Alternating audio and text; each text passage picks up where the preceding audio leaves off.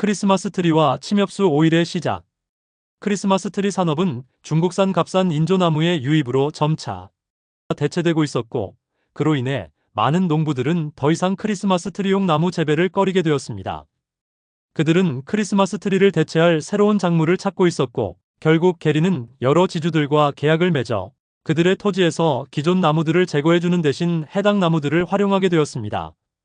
게리는 증류 전에 나무를 잘게 잘라야 했고, 이 과정은 매우 많은 노동력을 필요로 하는 힘든 작업이었습니다. 그럼에도 그는 그 나무들로부터 훌륭한 에센셜 오일을 얻을 수 있으리라는 강한 확신을 가지고 있었습니다. 게리는 특히 겨울철, 폭설과 언 땅 속에서도 작업을 강행했으며, 이런 혹독한 환경에서 침엽수를 증류할 때 최고의 오일이 나온다고 믿었습니다. 그는 실제로 수년 동안 눈과 얼음으로 뒤덮인 위험한 도로를 따라 약 120마일 떨어진 아이다호 주 세인트 마리스까지 나무가지들을 직접 운반하곤 했습니다. 침엽수 오일에 대한 수요가 점점 증가하면서 게리는 아이다호 북부에 전용 증류소를 세워야 할 필요성을 절실히 느끼게 되었습니다.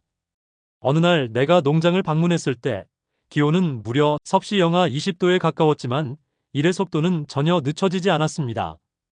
게리는 큰 트럭이 땅을 손상시키는 것을 막기 위해 계곡이나 숲처럼 지형이 민감한 지역에서는 말을 이용해 나무 가지들을 스키처럼 미끄러지게 하며 운반했습니다.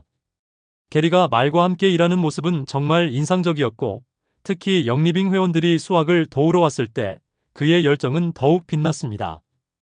여기 왼쪽 사진은 너무 자라버린 크리스마스 트리의 가지들을 운반용 기계로 옮기는 모습이고, 오른쪽 사진은 굴삭기에 갈고리 포크를 부착하여 파쇄기 치퍼에 나무를 투입하는 장면입니다. 이 사진은 날씨와 관계없이 게리 영은 거의 매일 세미트럭을 몰고 하이랜드 플래츠에서 발삼 나무까지 찜을 아이다호주 세인트 마리스의 증류소로 직접 운반했습니다. 이 사진에서 게리는 땅이 갈라지지 않도록 하기 위해 말을 이용해 나무를 파쇄기 치퍼까지 미끄러지듯 조심스럽게 운반했습니다. 이 사진은 분리기 안에서 아름다운 기름방울이 부글부글 끓으며 추출되고 있는 모습입니다. 영리빙 회원들은 기꺼이 수확과 증류를 돕는 것을 즐겼고, 증류기에서 퍼져나오는 향기는 그야말로 환상적이었습니다.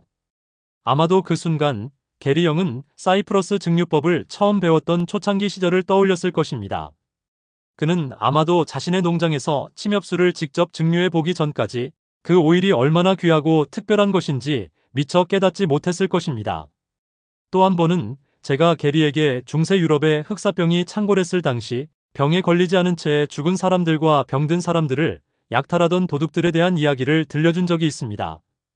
그 도둑들은 타임, 로즈마리, 오레가노, 클로브 등 강력한 약용식물에서 추출한 에센셜 오일을 몸과 옷에 바른 채 돌아다녔던 조향사 출신들이었습니다. 그들은 왜 그런 식물들이 병을 막는 힘을 가졌는지는 알지 못했지만 직관적으로 그 효능을 활용하고 있었던 것입니다. 이 도둑들이 사용했던 레시피 중 하나는 지금도 프랑스 툴루즈시의 법원에 보관되어 있습니다. 이 사진에서와 같이 13세기에서 14세기에 전염병의 재앙 속에서 약초와 오일로 자신을 보호했던 도둑들의 이야기는 여전히 큰 흥미롭습니다. 게리는 역사를 사랑했으며 특히 중세시대의 역사에 깊은 관심을 가진 열렬한 팬이었습니다. 그래서 그 도둑들의 이야기는 그의 호기심을 더욱 자극했습니다. 그는 그 이야기에 즉시 매료되었고 곧바로 자신의 첫 번째 레시피 실험을 시작했습니다.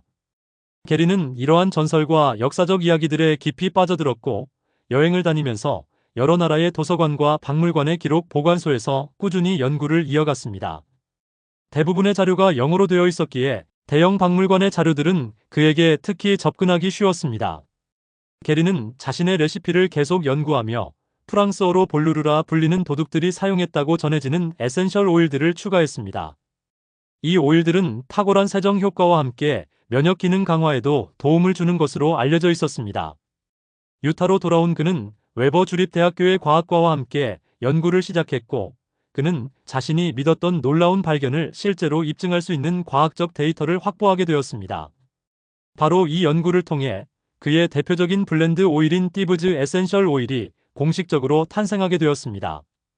게리의 띠브즈 에센셜 오일 블렌드에 대한 연구는 이 사진과 같이 1998년 9월 10월호 에센셜 오일 연구 저널에 게재되었습니다.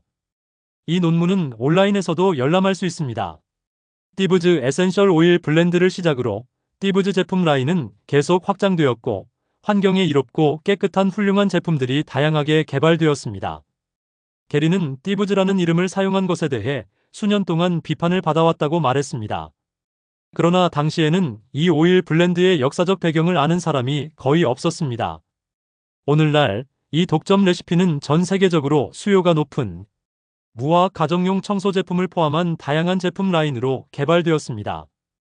이 중세 전설에 대해 게리와 처음 이야기를 나눴을 때 그가 얼마나 흥분해 있었는지를 떠올리면 지금도 미소가 지어집니다. 띠브즈 오일이 중세의 역사에서 영감을 받아 탄생했고 더 나아가 농장에서 마상창 시합을 하자는 그의 아이디어로까지 확장되었는지는 확실하지 않지만 어떤 이유였든 세상은 그의 열정으로부터 큰 혜택을 얻게 되었습니다. 라벤더 외에도 게리의 마음속에 항상 가까이 있었던 두 가지 오일이 더 있었는데 바로 헬리크리섬과 프랑킨센스 유향입니다. 헬리크리섬은 라틴어로 불멸 또는 영혼을 의미하는 꽃 피는 식물의 이름에서 유래되었습니다. 헬리크리섬은 시들지 않는 밝은 황금빛 꽃이 피는 약 1.5피트, 즉 45cm 높이의 작고 덤불 같은 관목입니다. 코르시카가 원산지인 이 식물은 수명이 길고 꽃을 잘라 말린 후에도 화사한 금빛색을 그대로 유지하기 때문에 불멸의 꽃이라는 별명으로 불립니다. 또한 헬리크리섬은 결혼식에서 영원함을 상징하는 전통적인 꽃 화환의 재료로 자주 사용되기도 했습니다. 이 식물은 발칸반도 전역의 야생에서도 자라지만 특히 크로아티아에서 왕성하게 자라고 있습니다. 헬리크리섬은 그 아름다움 외에도 건강에 유익한 효능으로 고대부터 많은 사람들에게 사랑받아왔습니다. 특히 혈액순환을 촉진하고 전반적인 건강을 돕는 약초로 널리 사용되었으며 장수와 젊음을 유지하는 영약으로 여겨졌다는 기록도 많습니다. 1991년 저는 니콜라스 디퓨저로 마르세유에서 열린 발명가 박람회에서 상을 받았습니다. 그리고 제가 새롭게 발견한 헬리크리섬 오일이 디퓨저보다 더 많이 판매되기를 바라며 프랑스 최대의 천연 제품 박람회인 말조레인에 참가하기 위해 파리로 향했습니다. 바로 그곳에서 저는 헬리크리섬을 처음 접하게 되었습니다. 제 옆 부스에는 헬리크리섬 에센셜 오일을 디퓨징하고 있던 두 명의 젊은 코르시카 여성이 있었습니다. 우리는 금세 친해졌고 식물의 특성과 자생지를 어디서 찾을 수 있는지에 대해 대화를 나누었습니다. 그 당시 향수 업계에서는 헬리크리섬 오일이 고착제로 사용된다는 것 외에는 거의 알려진 바가 없었고 실제로 시장 반응도 그다지 활발하지 않았습니다. 하지만 저는 이 새로운 오일에 강한 흥미를 느꼈고 더 많은 것을 알고 싶다는 열망이 생겼습니다. 게리가 헬리크리섬을 본격적으로 연구하기로 결정했을 때 저는 그가 필요로 하는 정보와 함께 우리가 함께 일하기 시작한 두 명의 코르시카 생산자에 대한 세부 정보를 갖고 있었습니다. 게리 영은 헬리크리섬이 특정 치료 목적에 있어 매우 중요하다는 사실을 인식했기에 헬리크리섬 오일에 깊이 매료되었습니다. 그가 헬리크리섬에 대해 이야기를 더 많이 할수록 사람들의 관심과 수요도 함께 증가했고 결국에는 코르시카의 증류기 용량을 초과하게 되었습니다. 그 생산자들의 사업은 야생 헬리크리섬을 채집하는 데 기반을 두고 있었는데 이러한 방식을 야생수확이라 불렀습니다. 저는 농장에서 헬리크리섬의 재배가 가능한지를 알아보기 위해 크로아티아를 방문했습니다. 그 당시 게리는 이미 여러 오일 블렌드 레시피에 헬리크리섬 오일을 포함하고 있었지만 그 오일을 구입하는 것은 매우 어려운 상황이었습니다. 저는 재배에 적합한 토지를 찾아냈고 게리는 그 토지 소유자와 거래를 성사시켰습니다. 하지만 안타깝게도 곧 발발한 발칸 전쟁으로 인해 우리는 모든 것을 잃고 말았습니다. 1998년 크로아티아에서 전쟁이 막 끝나가던 무렵 1998년 크로아티아에서 전쟁이 막 끝나가던 무렵 헬리크리섬은 오직 야생에서만 자라고 있었고 이를 재배하는 농장은 존재하지 않았습니다.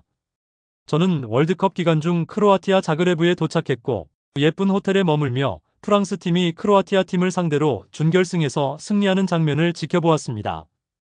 호텔 매니저 중 한 명은 프랑스의 승리에 대해 크로아티아 팬들이 매우 분노했기 때문에 저에게 호텔 밖으로 나가지 말고 안에 머무르라고 조언했습니다.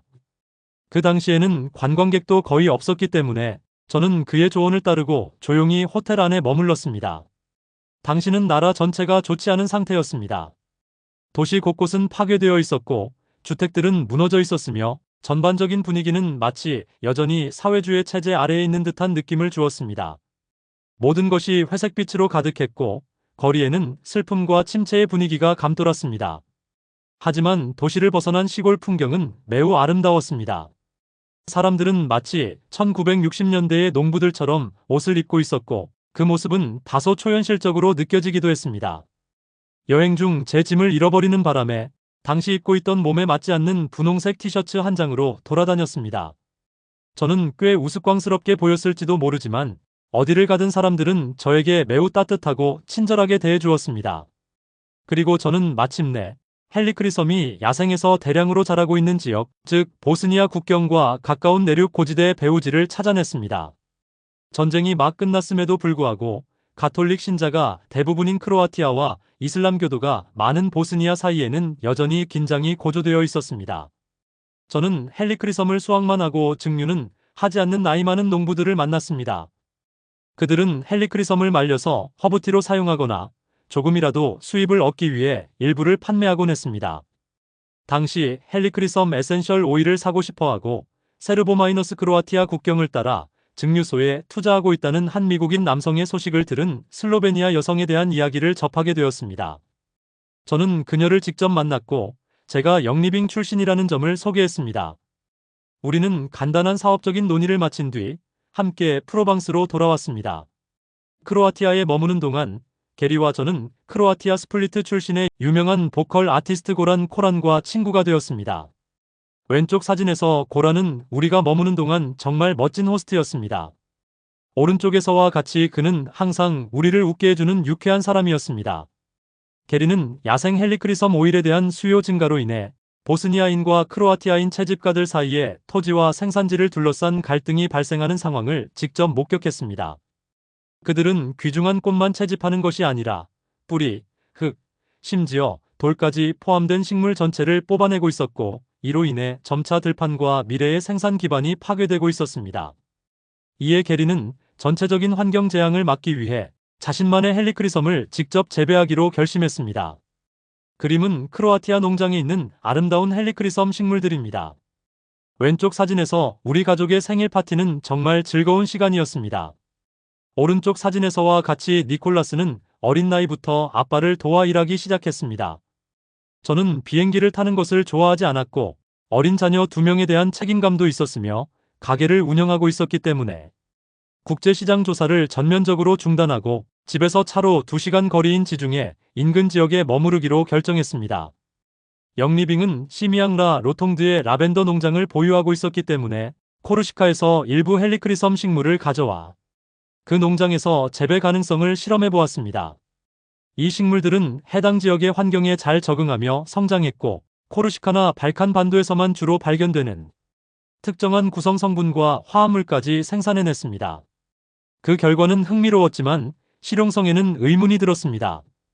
우리 농장은 작았고 이미 라벤더 재배에 주로 활용되고 있었기 때문에 헬리크리 섬에 필요한 만큼의 양을 생산하기엔 한계가 있었습니다.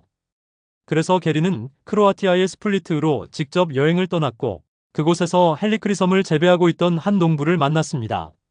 하지만 그 농부는 아주 작은 증류기 하나밖에 가지고 있지 않았습니다.